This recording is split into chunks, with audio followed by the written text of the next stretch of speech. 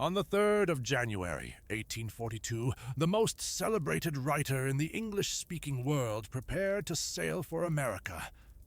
He was promised a room of state aboard the steam packet Britannia, a vessel carrying Her Majesty's mails, and the journey was marketed in London with highly varnished lithographs showing chambers of more than Eastern splendor.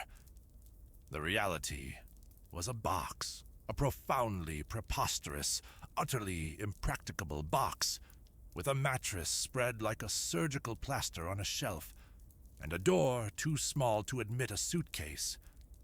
The Grand Saloon was a long, narrow apartment, not unlike a gigantic hearse with windows, a melancholy stove at one end, and racks of glasses hinting dismally at the rolling seas to come.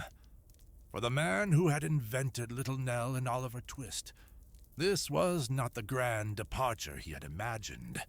He was about to cross 3,000 miles of the winter Atlantic in a ship powered by a new and often treacherous technology. What he recorded was not a story of celebrity and comfort, but of violent storms, profound sickness, and the terror of the open ocean. This is not a history lesson. This is his private travelogue. Arc 1. An impracticable box. I cannot forget the astonishment. January 3rd, 1842. I opened the door to my stateroom on the steam packet. Britannia. I just put my head inside. A small note is pinned to a flat quilt. Charles Dickens, Esquire, and Lady. So this is it. This is the room we held conferences about for 4 months? The snug chamber I prophesied would have at least one little sofa. My wife imagined it wouldn't hold more than 2 enormous portmanteaus. Those portmanteaus can't even get in the door, let alone be stowed away. You couldn't force a giraffe into a flower pot, and you can't force our luggage in here. This can't be real. It has to be a joke from the captain. A pleasant fiction before he reveals the real stateroom. I sit down on a kind of horsehair slab. There are 2 of them. I look at our friends who came to see us off. They are crushing their faces, trying to squeeze through the doorway to see. We had a shock before even coming below. The agent's office in London had that great, varnished picture.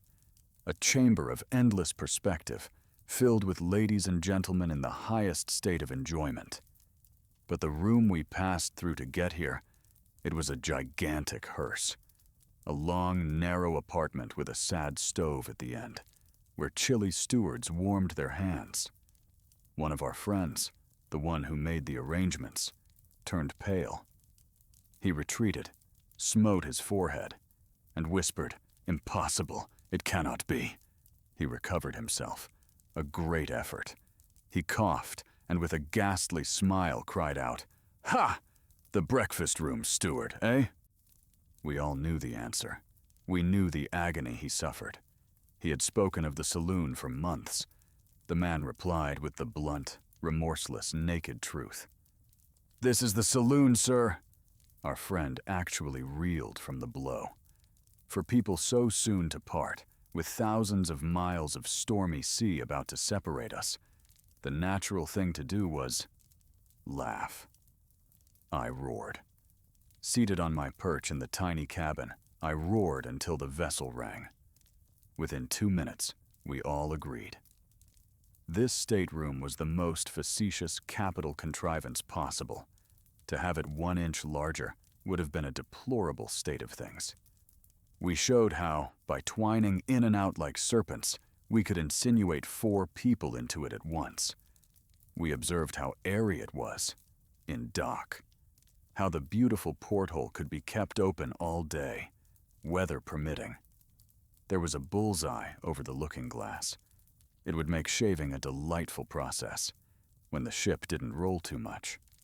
We concluded it was rather spacious, though I believe, if you deduct the 2 berths, and nothing smaller was ever made for sleeping, except coffins, It was no bigger than a hackney cab, the kind that shoots its fares out onto the pavement like sacks of coals. We sat around the fire in the ladies' cabin, just to try the effect. It was dark, certainly, but someone said, "Of course it would be light at sea." We all echoed, of course," though none of us knew why. Another made a great discovery. "What a relish mulled claret we'll have down here," as if the cabin itself held some secret spice. A stewardess was there. God bless her for her piously fraudulent account of January voyages. She had a clear recollection of last year's passage. Nobody was ill. Everybody was dancing. It was a run of 12 days, a piece of pure frolic. God bless her for her predictions of fair winds and fine weather. All wrong, or I shouldn't be half so fond of her. She showed that all young mothers on one side of the Atlantic were still close to their little children left upon the other, that what seemed a serious journey was a mere frolic. By the time she was done, our little stateroom had expanded into something quite bulky. It almost boasted a bay window to view the sea from. We went on deck again in high spirits. Everything was in motion. The blood quickened. Every gallant ship was riding slowly up and down. Knots of people stood on the wharf, gazing. One party of men was taking in the milk, getting the cow on board. Another was filling the ice houses with pale, sucking pigs, calves' heads, beef, veal, pork, poultry out of all proportion. The purser's head was barely visible, looming from a vast pile of luggage. The bright cold sun, the bracing air, the thin white crust of morning ice on the decks. It was irresistible. When we looked from the shore and saw her name signaled in flags of joyous colors, the beautiful American banner by their side, the 3,000 miles and 6 whole months of absence dwindled. The ship had gone out and come home again, and it was broad spring already. The morning came. The morning. At breakfast, we were all astoundingly gay. The forced spirits of each person had as much likeness to natural mirth as hothouse peas resemble the growth of the dews and rain of heaven. At 1 o'clock, we were all jumbled together on a small steamboat, panting off to the packet. And there she is, all eyes turned to where she lies, dim through the winter fog. We are made fast alongside. Boxes are hauled on board. The officers are at the gangway, hurrying the men. In 5 minutes, the little steamer is deserted. The packet is overrun. Passengers swarm below, stumbling over baggage, getting into the wrong cabins, creating a bewildering tumult. In the midst of it all, one lazy gentleman, with no luggage, not even a friend, lounges on the deck, coolly puffing a cigar. The captain's boat, and the captain himself, a well-made, tight-built fellow with a clear, blue, honest eye. "Ring the bell." Ding, ding, ding. The very bell is in a hurry. "Now for the shore. Who's for the shore?" Our friends. They are away. They wave from the little boat. "Good be ye. Good be ye." 3 cheers from them. 3 more from us. They are gone. This waiting is the worst part.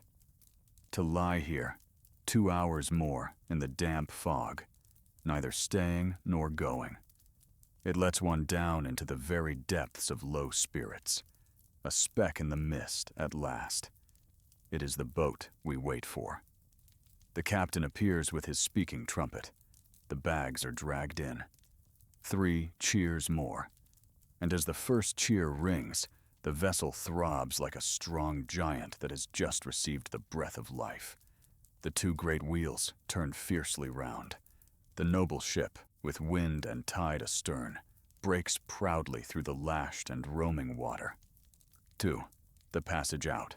We all dined together that day. 86 strong. The vessel was deep in the water with all her coal, and the weather was calm. There was little motion. Before dinner was half over, even the most distrustful passengers plucked up their courage. Those who in the morning answered no to the universal question, "Are you a good sailor?" now parried with, "Oh, I suppose I'm no worse than anybody else," or, reckless of all obligation, answered boldly, "Yes," and with some irritation too. Despite this high tone, I noticed very few remained long over their wine. Everybody had an unusual love of the open air. The most coveted seats were invariably those nearest the door. The tea table was not as well attended as the dinner table. Still, with the exception of one lady who retired after being served a very yellow leg of mutton, there were no invalids. Yet, walking, smoking, and drinking of brandy and water went on until 11, when turning in became the order of the night. The perpetual tramp of boots gave way to a heavy silence. I was one of the few stragglers left on deck, afraid, perhaps, to go below. It is a striking time on shipboard, the gloom through which the great black mass holds its course. The rushing water, plainly heard but dimly seen. The men on the lookout, blotting out a score of stars. The helmsman at the wheel, his illuminated card shining like something of divine intelligence. The melancholy sighing of the wind through rope and chain. At such an hour, things change with the wandering fancy. They assume the semblance of things left far away. Streets, houses, rooms, figures so like their usual occupants, they have startled me with their reality. But my own 2 hands and feet were very cold. I crept below at midnight. It was not comfortable below. It was decidedly close. And it was impossible to be unconscious of that extraordinary compound of strange smells. A perfume found nowhere but on board ship that seems to enter at every pore and whisper of the hold. 2 passengers' wives, one of them my own, lay in silent agonies on the sofa. My lady's maid was a mere bundle on the floor, pounding her curl papers among the stray boxes. Everything sloped the wrong way. I had left the door open on a gentle declivity. When I turned to shut it, it was on the summit of a lofty eminence. Every plank and timber creaked like wickerwork, then crackled like a fire of dry twigs. There was nothing for it but bed. So I went to bed. It was much the same for the next 2 days. A tolerably fair wind. I read in bed. To this hour, I don't know what. I reeled on deck a little, drank cold brandy and water with an unspeakable disgust, ate hard biscuit perseveringly. Not ill, but going to be. It is the 3rd morning. I am awakened by a dismal shriek from my wife. She demands to know if there's any danger. I rouse myself. The water jug is plunging and leaping. The smaller articles are afloat. My shoes are stranded on a carpet bag, high and dry like a pair of coal barges. Suddenly, I see them spring into the air. I behold the looking glass on the ceiling. At the same time, the door disappears, and a new one opens in the floor. Then I begin to comprehend. The stateroom is standing on its head. Arc 3. A head wind. Before I can make any sense of it, the ship rights itself. Before I can say, thank heaven, she wrongs again. Before I can cry, she is wrong. She seems to have started forward. A creature running on its own with broken knees, stumbling through every hole and pitfall. Before I can wonder, she takes a high leap into the air. Before she has done that, she takes a deep dive into the water. Before she has gained the surface, she throws a somerset. The instant she is on her legs, she rushes backward. And so she goes on, staggering, heaving, wrestling, leaping, biving, pitching, throbbing, rolling, and rocking, sometimes by turns, sometimes all together, until one feels disposed to roar for mercy. A steward passes, somehow. "Steward!" "Sir?" "What is the matter? What do you call this?" Rather a heavy sea on, sir, and a headwind. A headwind. Imagine a human face on the vessel's prow, with 15,000 Samsons bent on driving her back, hitting her between the eyes whenever she advances an inch. Imagine the ship herself, every pulse and artery of her huge body swollen and bursting under this maltreatment, sworn to go on or die. Imagine the wind howling, the sea roaring, the rain beating, all in furious array against her. Picture the sky, both dark and wild, and the clouds making another ocean in the air. Add the clattering on deck and down below, the tread of hurried feet, the loud, hoarse shouts of seamen, the gurgling of water through the scuppers, and every now and then, the striking of a heavy sea upon the planks above, with the deep, dead sound of thunder heard within a vault. That is the headwind of that January morning. I say nothing of the domestic noises, the breaking of glass and crockery, the tumbling down of stewards, the gambols, overhead, of loose casks, the far from exhilarating sounds raised in their staterooms by the 70 passengers too ill to get up to breakfast. I don't think I heard it for more than a quarter of a minute, at the end of which I lay down again, excessively seasick. Not seasick in the ordinary sense. I wish I had been. I lay there, all day long, quite coolly and contentedly. No sense of weariness. No desire to get up, or get better, or take the air. No curiosity, or care, or regret of any sort. Saving. I think I can remember a kind of lazy joy, a fiendish delight, in the fact that my wife was too ill to talk to me. Nothing would have surprised me. If a goblin postman had come into my kennel, apologizing for being damp, and handed me a letter, I am certain I should not have felt one atom of astonishment. If Neptune himself had walked in with a toasted shark on his trident, I should have looked upon it as a common, everyday occurrence. Once I found myself on deck. I don't know how I got there, but there I was, and completely dressed, with a huge pea-coat on and a pair of boots such as no weak man could have ever got into. I found myself holding on to something. I don't know what. The bosun, maybe, or the pump, or possibly the cow. I can't say how long I had been there. I recollect trying to think about something, anything, without the smallest effect. I could not even make out which was the sea and which the sky. The horizon seemed drunk. It was flying wildly about in all directions. Even then, I recognized the lazy gentleman standing before me, but I was too imbecile to separate him from his dress. I tried to call him, I remember. Pilot. After another interval of total unconsciousness, I found he had gone. Another figure was in his place. It seemed to wave and fluctuate, but I knew it for the captain. Arc 4, Cork Soles. Such was the cheerful influence of his face that I tried to smile. Yes, even then I tried to smile. I saw by his gestures that he was speaking to me. It was a long time before I could make out that he was remonstrating against my standing up to my knees in water. Which I was. Of course, I don't know why. I tried to thank him, but couldn't. I could only point to my boots, or wherever I supposed my boots to be, and say in a plaintive voice, "Cork Soles." At the same time, I am told, I was endeavoring to sit down in the pool. Finding that I was quite insensible, for the time a maniac, he humanely conducted me below. There I remained until I got better.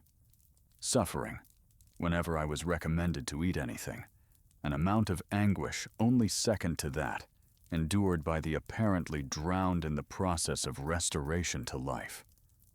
One gentleman on board had a letter of introduction to me. He sent it below with his card, on the morning of the headwind. I was long troubled with the idea that he might be up, and well, and 100 times a day expecting me to call upon him in the saloon. I imagined him one of those cast-iron images who ask, with red faces, what seasickness means. This was very torturing indeed. I don't think I ever felt such perfect gratification and gratitude of heart as I did when I heard from the ship's doctor that he had been obliged to put a large mustard poultice on this very gentleman's stomach. I date my recovery from the receipt of that intelligence. It was materially assisted, though, by a heavy gale. It came up at sunset, when we were about 10 days out, and raged with gradually increasing fury until morning. It lulled for an hour a little before midnight. There was something in the unnatural repose of that hour, and in the aftergathering of the storm, so inconceivably awful that its bursting into full violence was almost a relief. The laboring of the ship on this night I shall never forget. Will it ever be worse than this? A question I had often heard asked. But what the agitation of a steam vessel is on a bad winter's night in the wild Atlantic, it is impossible for the most vivid imagination to conceive. To say that she is flung down on her side, and that, springing up, she rolls over on the other side, until a heavy sea strikes her with the noise of 100 great guns, and hurls her back, that she stops, and staggers, and shivers, as though stunned, that thunder, lightning, hail, and rain, and wind are all in fierce contention for the mastery, is nothing. To say that every plank has its groan, every nail its shriek, and every drop of water in the great ocean its howling voice, is nothing. Words cannot express it. Thoughts cannot convey it. Only a dream can call it up again, in all its fury, rage, and passion.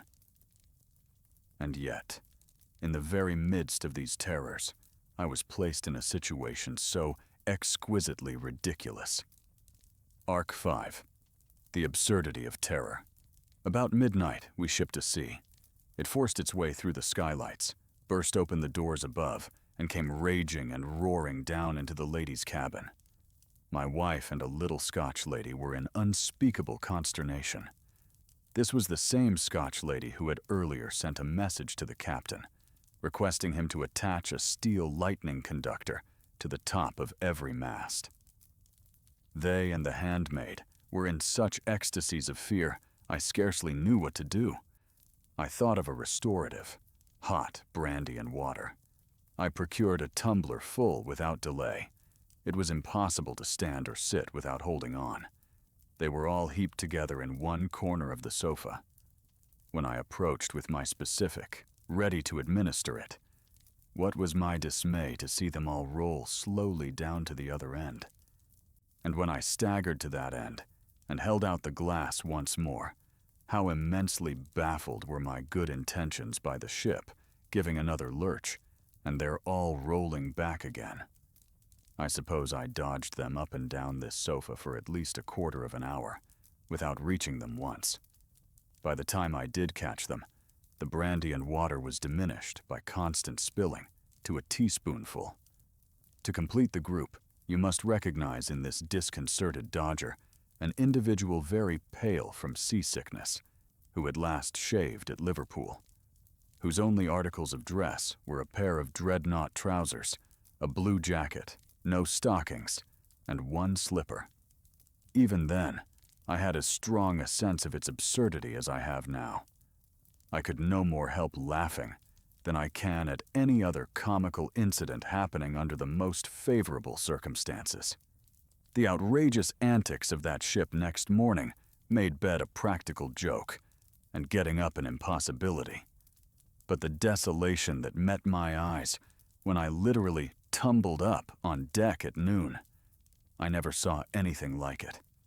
Ocean and sky were all of one dull, heavy, uniform, lead color. There was no extent of prospect. The sea ran high, and the horizon encompassed us like a large black hoop.